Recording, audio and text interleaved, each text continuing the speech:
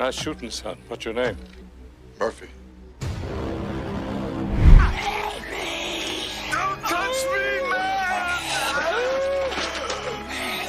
When I was 13 years old, my best friend and I emptied all the savings in our piggy bank to buy 2 tickets to see RoboCop 1987. Back then, the theatre was tiny. The wooden chairs creaked every time someone shifted. The projector whirred noisily and the air was thick with the smell of dust and cheap popcorn. When the words "part man, part machine, all cop" appeared on the silver screen, the entire theatre fell silent.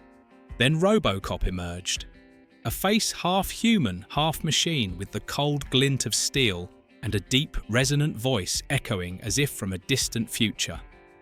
A man stripped of his identity and turned into a machine, yet still longing to reclaim the soul that was once his. That night, as I stepped out of the theatre, I could still hear the sound of metallic engines blending with the night wind, as if RoboCop was still patrolling somewhere in the old streets. But few people know that behind what seemed like a flawless movie was a grueling production process. The suit was so heavy that Peter Weller needed an entire team to help him move. There were scenes where he almost passed out from lack of oxygen, and at times he had to film wearing only his underwear. Today, let's travel back to 1987 to uncover 20 secrets that have never been revealed about this legendary film. 20. RoboCop filming car scenes in just his underwear. Would you believe me if I told you that RoboCop, the iconic steel cop stepping out of a car with green lights reflecting off his armor, was actually wearing only underwear underneath? Peter Weller's armor weighed nearly 20 kilograms and was so stiff that he couldn't sit in a police car. Therefore, in scenes inside the car, Weller only wore the upper part of the armor, leaving his lower body uncovered to move more easily. Director Paul Verhoeven and cinematographer Jost Vacano had to use clever tricks to fool the audience with camera angles, starting with a shot of the metallic legs stepping out of the car, then quickly switching to the upper body as Weller stood up. "We filmed it like performing a magic trick," Weller recalled. "If anyone looked below the frame, they'd see me looking like a guy in a locker room." At the time, the audience was completely convinced by the illusion of a perfect robot, unaware that behind the shiny armor was a sweaty actor barefoot crammed into a police car. But Weller's struggles with the armor didn't stop there.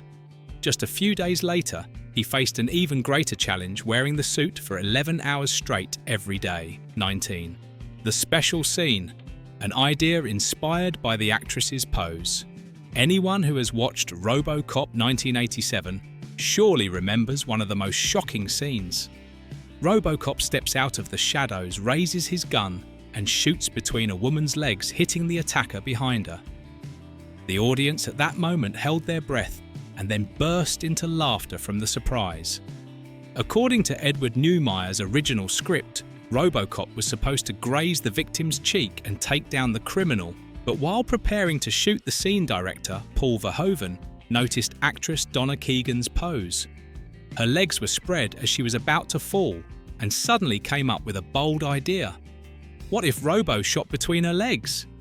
The entire set froze, and then Neumeyer laughed. "Great idea, do it." The result was a scene that was both intense and humorous, becoming a symbol of Verhoeven's signature satirical violence. This scene perfectly encapsulates the spirit of the film RoboCop. A machine programmed to act feels neither fear nor shame, only enforcing absolute justice. Neumeyer recalled, "I thought the audience would heavily criticize us, but instead they applauded." It was at this point that he realized the unique combination of violence and humor had set RoboCop apart from other American action films of the 1980s.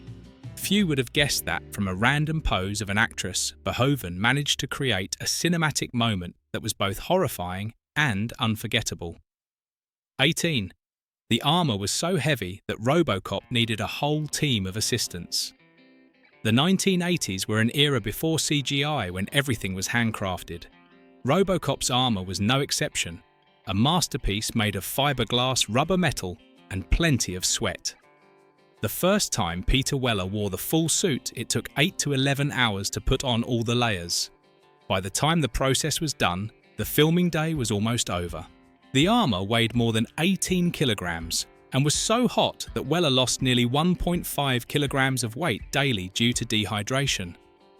A crew member recalled, "We had to stick a straw into his helmet so he could drink water because removing the helmet took at least half an hour." Later, the technical team installed a small air conditioner inside the suit to prevent Weller from passing out. The first scene Weller filmed in the armour was when RoboCop leaves the shooting range and picks up car keys.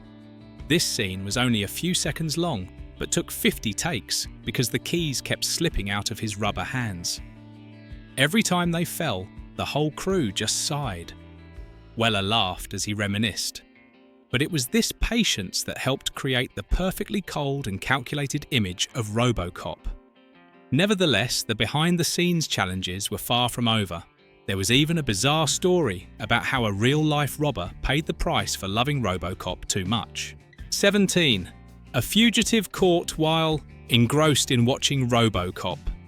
In 1987, in a small town in Texas, a bizarre chase occurred, quickly becoming one of the humorous tales associated with RoboCop. A criminal who was being intensely pursued after an armed robbery attempted to evade the police by sneaking into a pitch-dark movie theatre.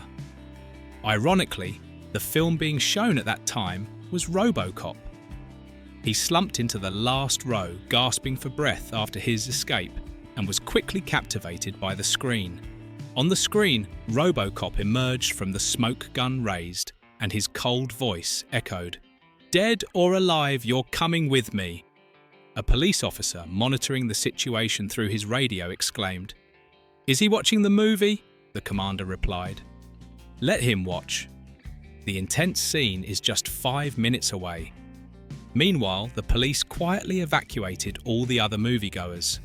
The fugitive, thoroughly engrossed in the film, didn't notice the theatre gradually emptying out. When the lights came on, he turned around to find himself surrounded by a dozen guns. "Don't shoot! I just wanted to finish the movie," he shouted in panic. An officer stepped forward and smiled coldly. "Aren't you learning the wrong lesson from this?" Before being taken away, the man still tried to ask, "Can I watch the ending?" His question made the entire police team burst into laughter. The story quickly spread, becoming an amusing testament to the strange allure of RoboCop. A movie captivating enough to make a criminal forget about his crime, and a moment light-hearted enough for police officers to laugh amidst their duties. 16. RoboCop. A change in voice with profound meaning.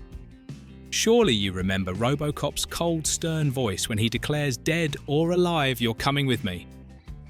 In the early minutes of the film, RoboCop speaks slowly, evenly, and devoid of emotion, perfectly embodying a machine. But if you pay close attention, as the film progresses, his voice gradually becomes warmer, more human, and carries the breath of a living person. This change wasn't accidental. Director Paul Verhoeven and actor Peter Weller had extensive discussions about how to depict emotional transformation through voice. As soon as Murphy begins to remember who he is, his voice must also change. Weller shared. Verhoeven emphasized, "The voice is the last remnant of the soul. Let it return." In the recording studio, Weller experimented with different tones, from a completely robotic voice to lines delivered with choking emotion. Ultimately, he chose to maintain a trembling breath, completely stripping away the mechanical tone in certain dialogues. Although the audience wasn't explicitly told, they could still feel the subtle shift RoboCop, once a tool of OCP, gradually reclaimed the human essence of Murphy. Thanks to this subtle technique, RoboCop stood out from the other action films of its time. 15. The film was censored 12 times for exceeding the limits of violence when RoboCop premiered. In 1987, it far surpassed the standards of violence in American action films of the time. Initially, when the first cut was submitted to the Motion Picture Association of America (MPAA) for review, the filmmakers received a shocking result. The film was rated X, too brutal for theatrical release. One of the most controversial scenes was when ED-209 shoots a company employee to death right in the boardroom. The scene lasted more than 20 seconds, filled with blood-convulsing bodies and the machine's roar echoing throughout the room. One MPAA member commented, "I wasn't sure if I was watching an action movie or a torture film." Director Paul Verhoeven was displeased. "The extended duration is part of the satire. If we cut it, the scene loses its meaning." Producer John Davison tried to convince him, Paul. "The audience doesn't need to see him die 3 times. Once is enough." But Verhoeven remained adamant. After 12 rounds of edits, the film was finally rated R and released. A few seconds of bloodshed were trimmed from certain frames just enough to pass censorship. Verhoeven bitterly recalled, "Every drop of blood I cut felt like cutting into my heart." Fortunately, the later director's cut restored everything, allowing audiences to fully experience the bloody satire. Verhoeven intended violence pushed to the extreme to reflect a society worshipping guns and carnage. Nevertheless, amid the shocking violent scenes, there was still a deeply human moment when RoboCop revealed Murphy's eyes behind the steel visor. 14. RoboCop's armor almost became a catastrophic failure.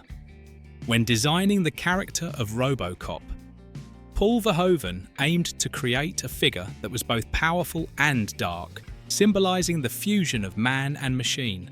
However, Rob Bottin's initial design shocked everyone, but not in a good way.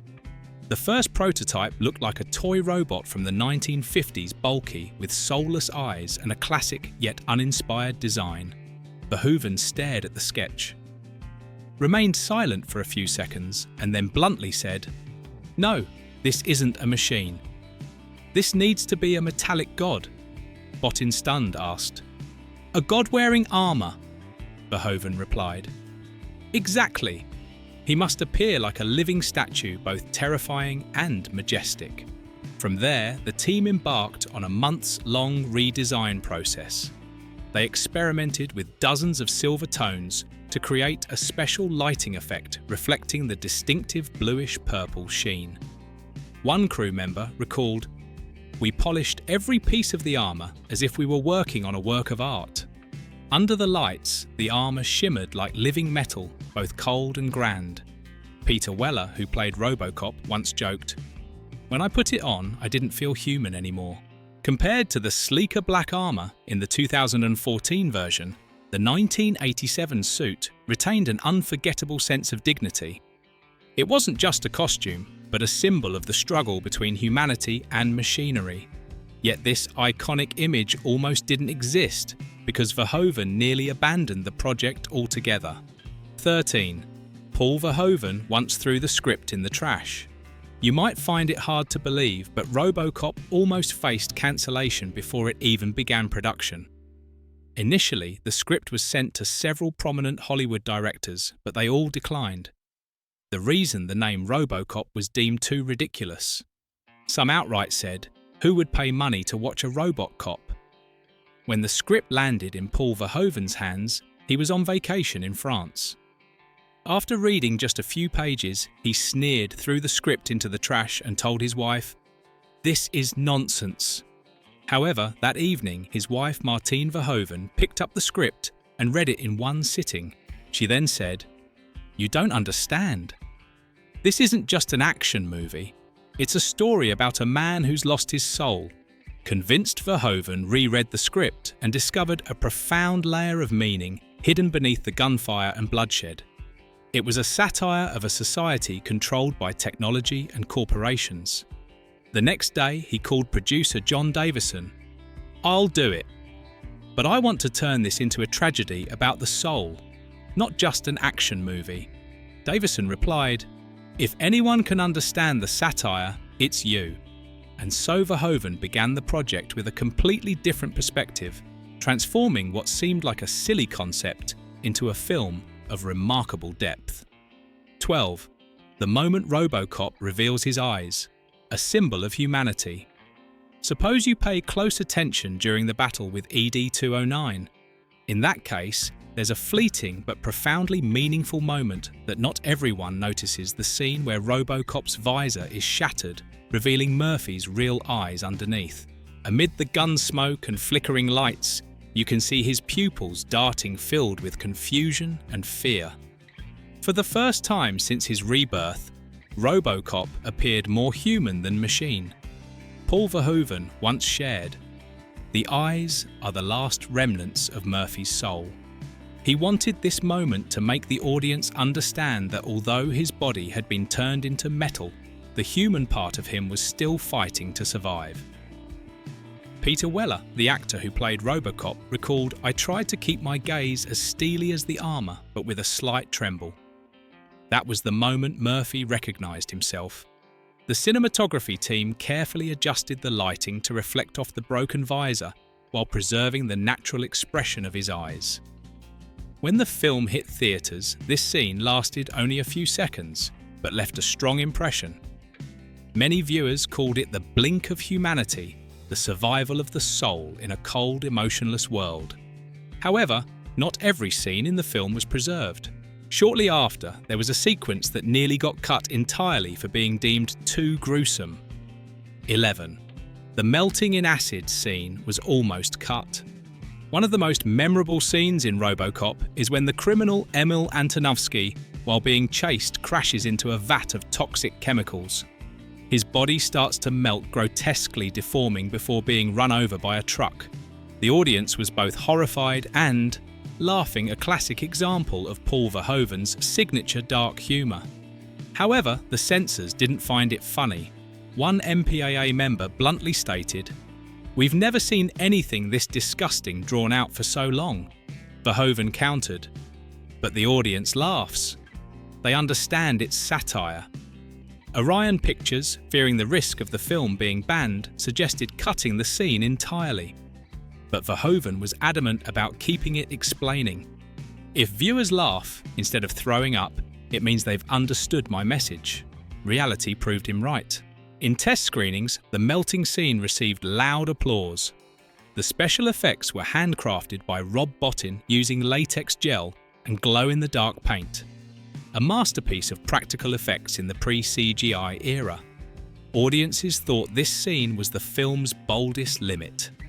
However, they didn't know that Murphy's death scene was the one that truly made the studio hesitate during approval. 10. Murphy's death scene was filmed at the last minute. Few people know that the iconic scene where Murphy is tortured and killed by Clarence Bodicker and his gang was shot last when the film was nearly complete. The reason was simple. Director Paul Verhoeven and producer John Davison deliberately kept this scene off the main shooting schedule, fearing that Orion Pictures would demand it be toned down or removed. Upon returning to Los Angeles, they confessed to the studio that the most important scene had yet to be filmed. Orion's representative was stunned. "Are you kidding me?" Verhoeven simply replied, "Watch what we've done so far." After viewing the rough cut, the studio executives were completely convinced. One admitted, "We didn't expect the film to have this much depth. You'll get additional funding to shoot the scene." The scene was filmed in a cold, bare warehouse in Los Angeles, perfectly capturing the movie's tone. Peter Weller shared, "Everyone knew this was the heart of the story, and we only had a few days to get it right." The result was one of the most shocking and painful scenes marking the birth of the RoboCop legend. But the behind-the-scenes conflicts didn't end there. Shortly after, Verhoeven and special effects artist Rob Bottin had a memorable Cold War 9. The dispute between director Verhoeven and Rob Bottin. On the set of RoboCop, there wasn't just the sound of cameras rolling and the smell of chemicals from the armour. There was also tension between two major figures. Director Paul Verhoeven and special effects artist Rob Bottin, famous for his work on The Thing 1982. The conflict arose during preparations for the scene where RoboCop removes his helmet, revealing Murphy's real face for the first time. Bottin wanted the scene to be shot in dim lighting to hide the imperfections of the intricate makeup. But Verhoeven wanted the opposite. "I want every detail visible. This isn't just a machine. It's a man stepping back into the light." The debate grew heated. Botin insisted strong lighting will ruin the illusion I've created. Verhoeven retorted, "That's fine, I'll light it with emotion." From that day, the two barely spoke for the rest of the shoot. Yet when the film premiered, the helmet removal scene left audiences stunned. The makeup combined perfectly with the lighting made Weller's face look both pained and mechanical, exactly as Verhoeven had envisioned. Botin later admitted, "I was wrong. It looked better than I thought." The two reconciled and went on to collaborate again in Total Recall 1990. 8. The real Detroit only appeared for 1 second. Although set in Detroit in 2043, the movie was almost entirely not filmed in Detroit. Producer John Davison revealed the only scene actually filmed in Detroit was the opening and aerial shot of the city at night. The crew scouted Detroit, but its buildings were too old to fit the futuristic city that the script required. Ultimately, they chose Dallas, Texas, with its modern glass skyscrapers, flat lines, and sleek reflective surfaces. Davison recalled, "I chose Dallas after seeing a high-rise with neon green lights around the roof. It was perfect for RoboCop's setting.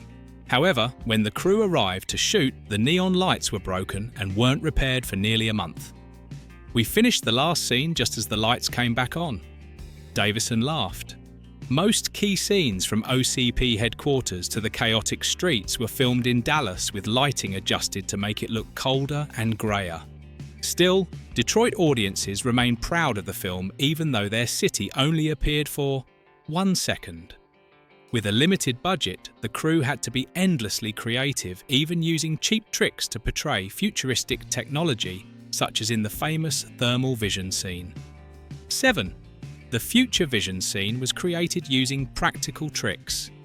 In a hostage rescue scene, RoboCop uses thermal vision, a standout effect featuring glowing outlines around human bodies resembling futuristic technology.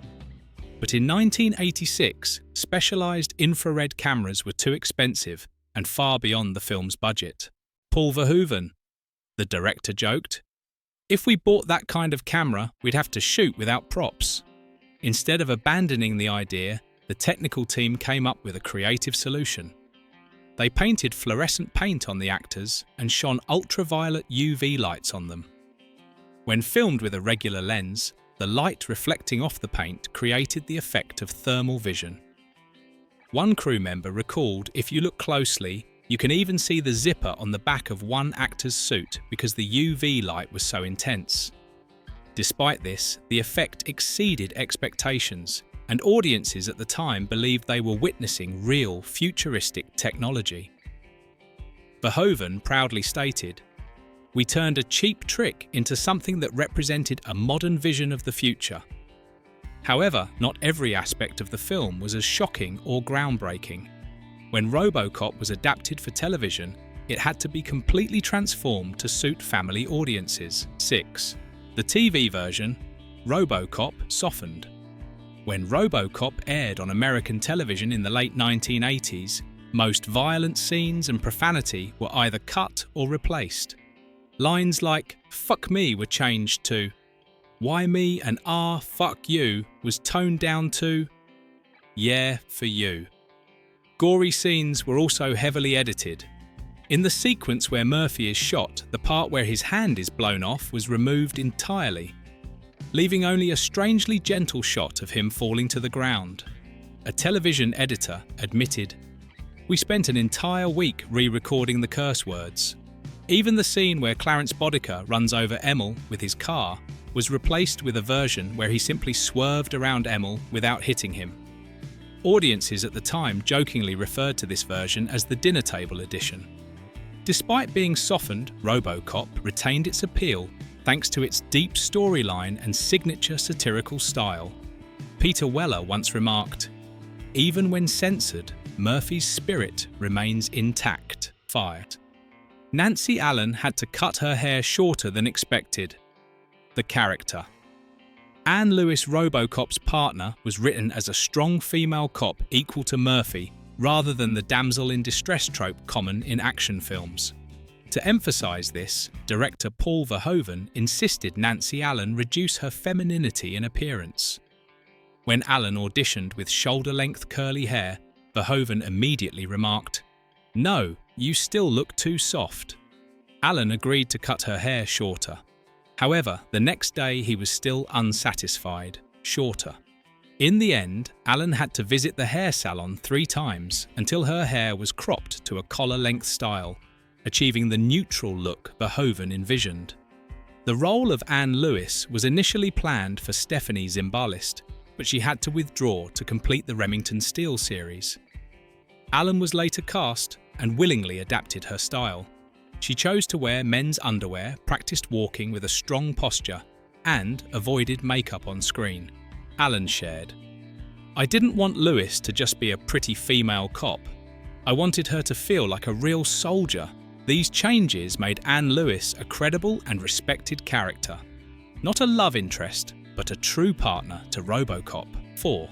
RoboCop's trailer borrowed music from The Terminator.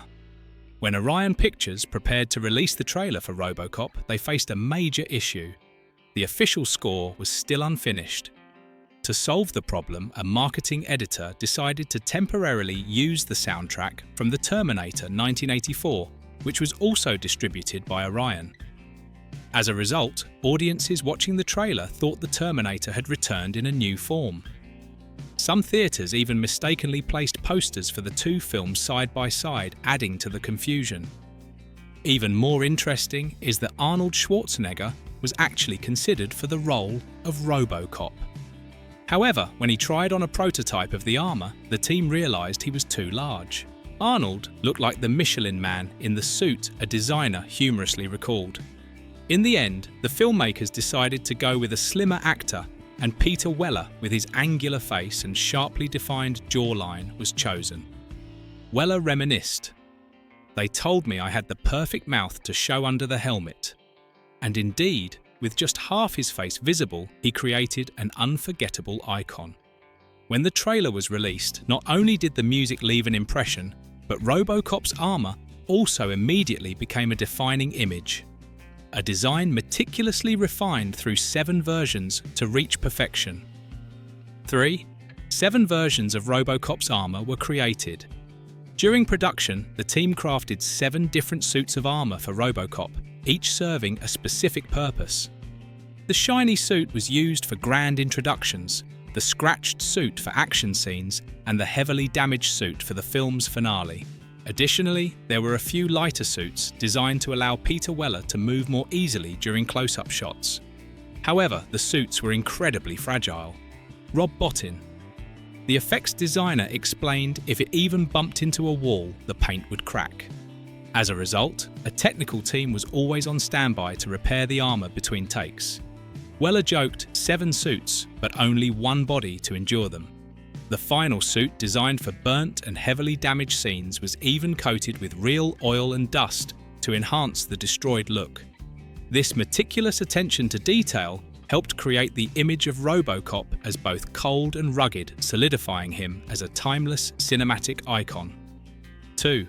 RoboCop and the eerily accurate prediction of Detroit's future.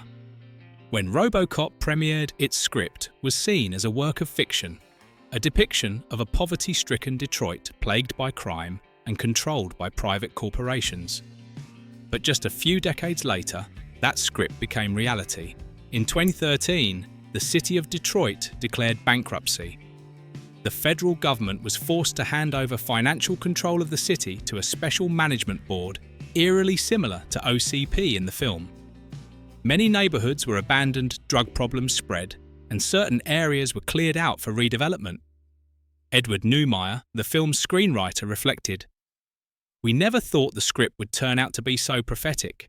RoboCop was just a metaphor for an economy overtaken by automation. When the story resurfaced in the media, many joked that all Detroit needed was a robotic police force to become a real-life version of OCP. What was once fiction had become a sharp warning about a society dominated by industry and capitalism." 1. Bob Morton.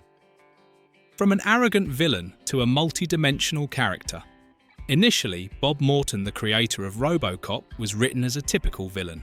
Screenwriter Edward Neumeier and director Paul Verhoeven envisioned him as a Wall Street executive, ambitious, arrogant, and willing to do anything to climb the corporate ladder. He was designed to embody the cold and callous nature of OCP. However, everything changed when Miguel Ferrer was cast in the role. After just a few test shoots, Verhoeven realized he can make people like him even when he's doing the wrong thing. Ferrer brought a mischievous, intelligent, and slightly humorous edge to the character. In one meeting scene, he even joked, "I'm not the bad guy, I'm just doing the right thing to win." This performance made audiences less inclined to hate Morton as initially intended. Instead, they sympathized with his ambition. Neumeier shared, "We realized Miguel had breathed life into a character that was originally just a symbol of corporate power. The script was then adjusted so Morton wasn't just ruthless, but also capable of laughing, dreaming, and exhibiting genuine humanity. As a result, Bob Morton became one of RoboCop's most multi-dimensional characters, both the creator of RoboCop and a victim of the very power system he served. From fascinating behind-the-scenes stories to meticulous attention to detail, RoboCop has left a lasting impression on audiences for decades. So what about you? What is your most memorable moment from watching RoboCop? Did you spot any hidden details that we didn't mention? Share your thoughts and feelings in the comments below. We'd love to hear from you. If you enjoyed this content, don't forget to hit like and subscribe to stay updated on more behind-the-scenes articles about other legendary films.